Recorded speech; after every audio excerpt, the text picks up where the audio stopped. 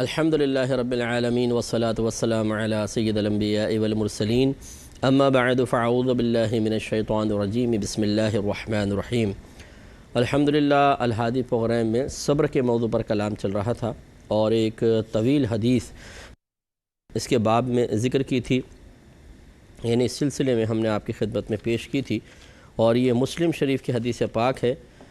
جس کو حضرت صہیب رضی اللہ تعالی عنہ نے نبی کریم صلی اللہ علیہ وسلم سے روایت کیا ہے۔ تو اس میں کئی دفعہ میں واقعے کو دہرا چکا ہوں، بس خلاصہ اس کا یہی ہے کہ ایک نوجوان کہ جو ایک کفر کا خدائی کا دعویٰ کرنے والا کافر بادشاہ تھا، اس کے دربار سے وابستہ تھا، اس طرح کہ وہاں پہ ایک بڑا جادوگر تھا جو بوڑھا ہو گیا تھا، تو اس نے بادشاہ سے کہا کہ مجھے کسی نوجوان کو مجھے دیا جائے تاکہ میں اس کو اپنا جادو سکھاؤں اور وہ آپ کے لیے کام کرتا رہے۔ تو بادشاہ نے ایک نوجوان کو اس ڈیوٹی پہ لگایا، اور وہ نوجوان روزانہ اپنے گھر سے دربار میں آتا اور اس سے جادو سیکھا کرتا تھا۔ درمیان میں ایک راہب مل گیا، یعنی جو مسلمان تھا، اس زمانے کے نبی پر ایمان لایا ہوا تھا، اور اس نے ایک الگ عبادت خانہ بنایا ہوا تھا جس میں وہ اللہ تبارک و تعالیٰ کی عبادت کرتا تھا۔ جب یہ نوجوان پاس سے گزرا تو اس سے تعارف ہوا، اس سے باتیں وغیرہ ہوئیں، حتیٰ کہ اس کی باتیں قلب پہ اثر کر گئیں اور وہ ایمان لے آیا، اور اللہ تبارک و تعالیٰ نے اس نوجوان کو اس کی ریاضت اور دیگر اچھے امور پر استقامت کی برکت سے اپنے فضل و کرم سے ولایت سے نوازا، اور اس سے کرامت ظاہر ہوئی کہ ایک مرتبہ وہ راستے میں جا رہا تھا کہ ایک بڑا جانور درمیان میں آ گیا، تو اس نے ایک پتھر اٹھایا اور اللہ تعالیٰ کی بارگاہ میں التجا کیا، رب کریم اگر تیری بارگاہ میں اس راہب کا مقام و مرتبہ ہے تو اس پتھر سے اس جانور کو ہلاک کر دے، اور جب مارا تو وہ جانور ہٹ گیا، راستے سے ہلاک ہوا۔ جب اس نے یہ بات راہب کو بتائی تو پھر راہب نے اس کو کہا کہ اب تم کامل ہو چکے ہو، اور بلکہ مجھ سے بھی افضل ہو چکے ہو، کہ اللہ نے تمہیں ایک بڑی کرامت سے اتنے عالم جوانی میں نواز دیا ہے، لیکن یہ راز کسی کو نہ بتانا، نہ میرے بارے میں کسی کو بتانا۔ تو اللہ تعالیٰ نے مزید اس نوجوان کو یہ کرامت عطا فرمائی کہ یہ اندھوں کو ٹھیک کر دیا کرتا تھا، اور اسی طریقے سے اگر کوئی اور علاج کروانے آتا تو روایت کے مطابق ہر قسم کا علاج کرتا تھا، لیکن اللہ تعالیٰ کے حکم سے۔ تو بادشاہ کے دربار میں ایک شخص تھا جو نابینا تھا اور بادشاہ کا بڑا قریبی تھا، اس نے نوجوان سے ریکویسٹ کی۔ جب اس کو پتہ چلا تو اس کے پاس آیا، ریکویسٹ کی، اس نے اس شرط پر کہا کہ میں تمہاری آنکھیں ٹھیک کرتا ہوں کہ تم میرے رب پر ایمان لے کر آؤ۔ وہ مان گیا، مسلمان ہوا، اور اس نے اس کو اللہ کے حکم سے آنکھیں عطا کر دیں۔ جب وہ بادشاہ کے پاس گیا تو بادشاہ نے اس سے پوچھا کہ تجھے آنکھیں کس طرح حاصل ہوئیں، تو اس نے کہا یہ میرے اور تیرے رب نے مجھے عطا فرمائیں۔ تو بادشاہ نے چونکہ خدائی کا دعویٰ کرتا تھا اس پر اس کو پکڑ لیا اور اس کو زد و کوب کیا کہ آخر تجھے کس نے رب کے بارے میں بتایا، تو اس نے نوجوان کا نام لیا۔ جب نوجوان کو مارا پیٹا گیا تو اس نے یعنی شدید اس کو تکلیف پہنچائی، تو اس نے راہب کا نام لے دیا۔ بادشاہ نے راہب کو اپنے پاس بلایا اور اس سے مطالبہ کیا کہ وہ اپنے دین کو ترک کر دے۔ اس نے انکار کیا تو بادشاہ نے ایک آرا منگوا کے اس کے سر کے درمیان رکھا اور اس کے 2 ٹکڑے کر دیے گئے۔ اس پر میں نے آپ کو حدیث سنائی تھی کہ صحابہ کرام علیہم رضوان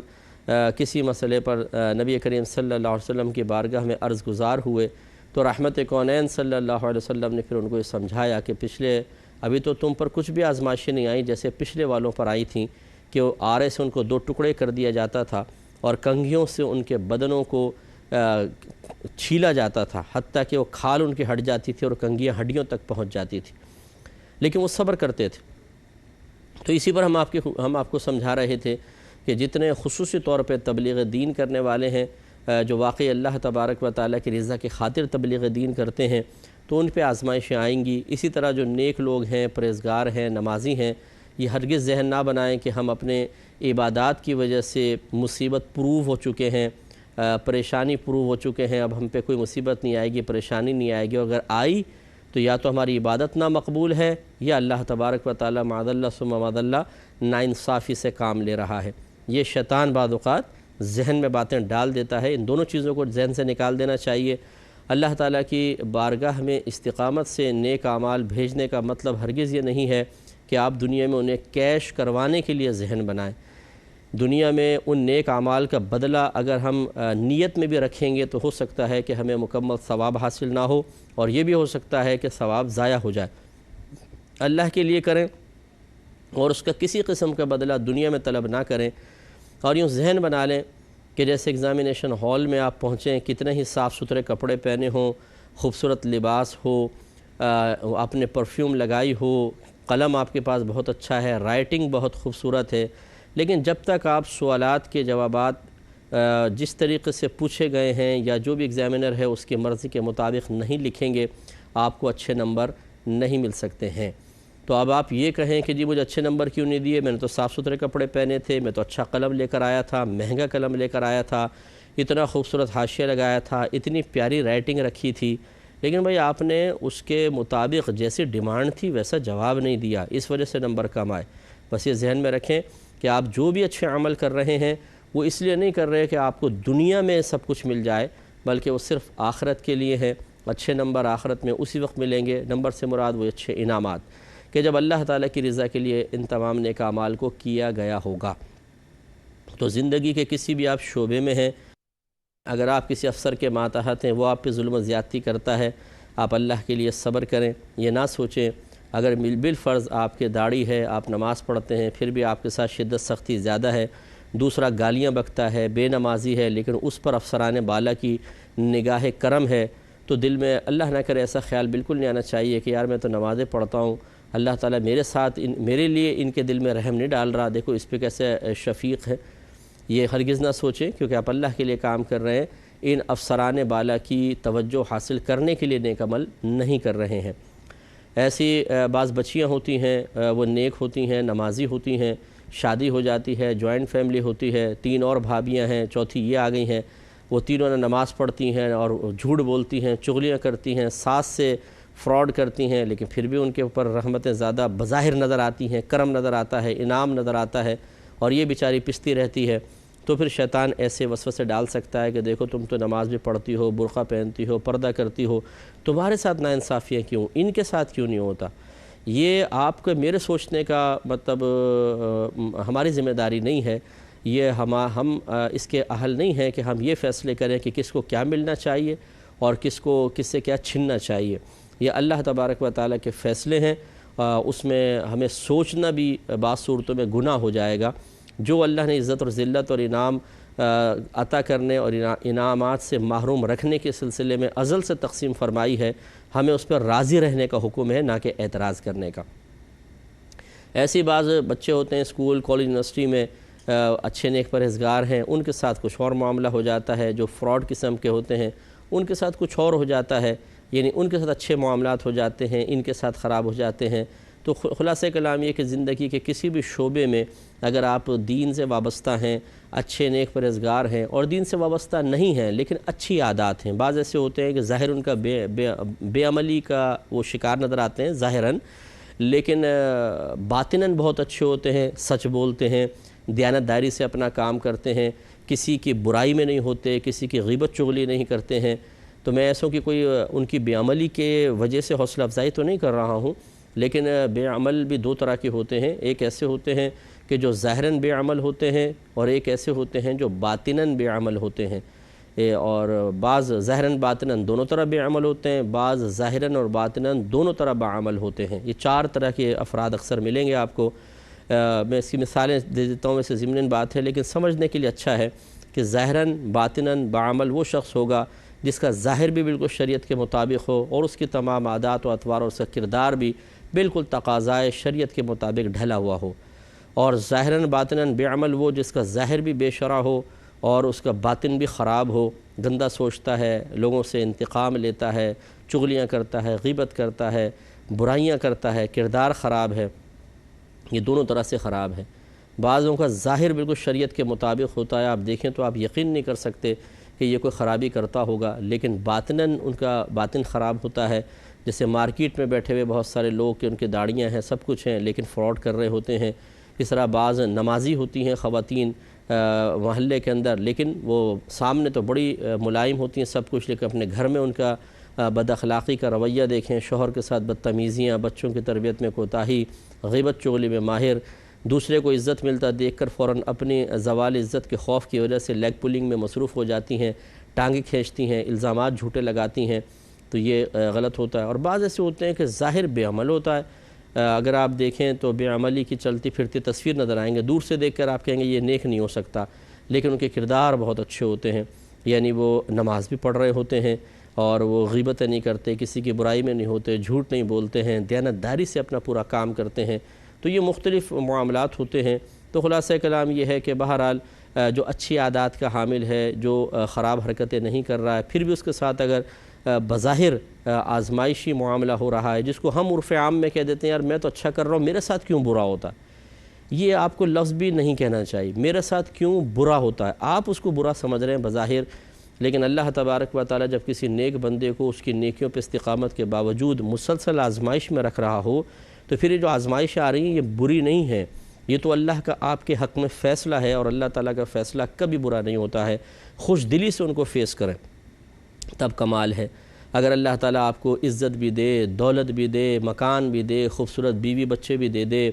اور بیماریوں سے محفوظ کرے اور ناگہانی آفات سے بچا کر رکھے، اور پھر آپ اللہ کا شکر ادا کر رہے ہوں، تو بتائیے اس میں کیا کمال کا پہلو ہے؟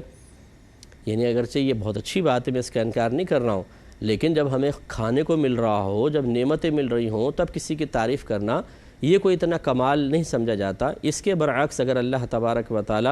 ہماری تمام تر اطاعت کے باوجود مسلسل آزمائشوں میں رکھ رہا ہو، اس کے باوجود ہم اللہ تعالیٰ کے لیے شکر کے کلمات کہہ رہے ہوں، کمال تو یہ ہے، یعنی حقیقی کمال یہ ہے، اور بہت بڑا کمال ہے کہ ناپسندیدگی والا معاملہ کسی کی طرف سے بظاہر ہو رہا ہو، اور ہم پھر بھی اس کی تعریفیں کر رہے ہوں، پھر بھی اس کے اطاعت کر رہے ہوں، پھر بھی اس کا حکم مان رہے ہوں، کیونکہ اس میں نفس و شیطان سے بہت لڑنا پڑتا ہے۔ تو خلاصہ کلام یہ ہے کہ ان پرانے زمانے کے جو پرانے دور کے بزرگوں کی نبی کریم صلی اللہ علیہ وسلم صحابہ کرام کے سامنے مثالیں پیش فرما رہے ہیں، ہمیں بھی ان سے درس حاصل کرنا چاہیے۔ تو اس کے بعد بادشاہ نے پہلے تو اس راہب کو مروایا، پھر اپنے اسی درباری ساتھی کو بلایا، اسے دین سے پھرنے کے لیے کہا، لیکن وہ بھی نہ مانا، اسے بھی چیر دیا گیا۔ بس یہ اچھی طریقے سے یاد رکھیں کہ جب اللہ تبارک و تعالیٰ اس طرح کسی پر آزمائش ڈالتا ہے، اگر وہ اس پہ پورا اترے تو وقتی تکالیف تو ضرور ہوتی ہیں، لیکن اس کے بعد راحت ہے اور آرام ہے اور سکون ہے۔ یہ ایک واقعہ علامہ جلال الدین سیوطی صاحب رحمۃ اللہ علیہ نے شرح الصدور میں لکھا ہے، اور یہ بھی نبی کریم صلی اللہ علیہ وسلم نے ہی بیان فرمایا کہ پہلے دور میں 3 بھائی تھے جو جہاد پر گئے، تو جہاں جہاد ہوا وہاں پر جو کافر بادشاہ تھا اس نے ان کو قابو میں کر لیا، جس کے میں خلاصہ عرض کر رہا ہوں بالکل مختصر۔ ان کو اپنے دربار میں بلایا اور کہا، اور یہ بڑی بہادری سے لڑے تھے، رحمت کونین صلی اللہ علیہ وسلم فرماتے ہیں کہ انہوں نے بہت ہی شجاعت کا مظاہرہ کیا۔